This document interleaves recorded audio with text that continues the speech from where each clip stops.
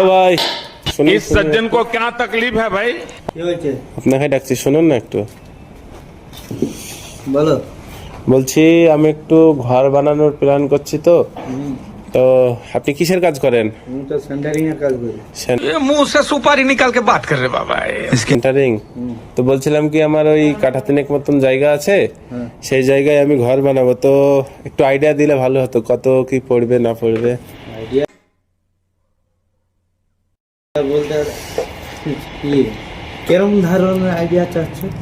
বলছি যে ওই মিস্ত্রি লেবার কতটা লাগতো, হয়তো পেরেক, তক্তা, বাঁশ এই সবগুলো কতটা লাগতো, তো আগে বলেন লেবার মিস্ত্রি কতটা লাগবে।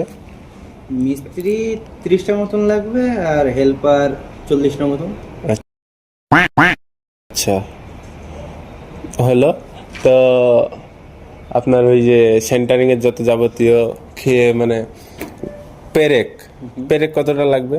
পেরেক বেশি লাগবে না, 4 লরি হলে হয়ে যাবে।